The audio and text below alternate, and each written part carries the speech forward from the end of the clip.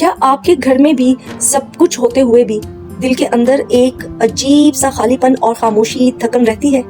کیا آپ بھی رشتوں کو بچاتے بچاتے خود اندر سے تھک چکی ہیں؟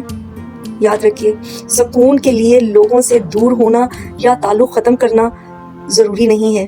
اگلے 60 سیکنڈ آپ کو رشتوں کے درمیان رہتے ہوئے بھی پرسکون رہنے کے وہ خوبصورت طریقے سکھائیں گے جو زندگی بدل دیں گے۔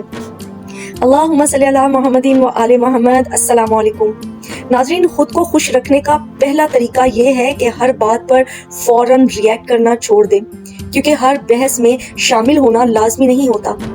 دوسرا طریقہ یہ ہے کہ لوگوں کو بدلنے کی جنگ چھوڑ دیں اور اپنی امیدوں کو محدود کر دیں۔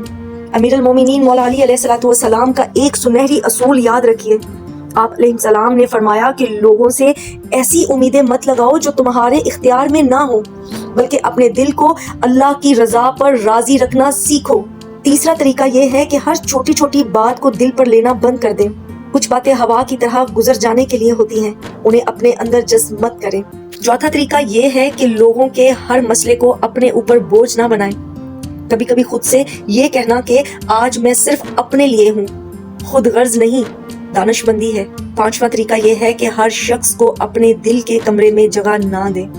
کچھ لوگ صرف دروازے یا صحن تک ہی اچھے لگتے ہیں، اور امام جعفر صادق علیہ السلام فرماتے ہیں کہ اپنے راز اور گہری خوشیاں صرف ان سے بانٹو جو تمہارے مخلص ہوں۔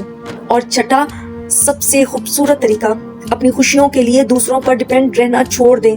یقین جانیے، جب آپ ان طریقوں پر امپلیمنٹ کریں گی تو آپ سب سے جڑی بھی رہیں گی اور آپ کا اندرونی سکون بھی بکھرے گا نہیں۔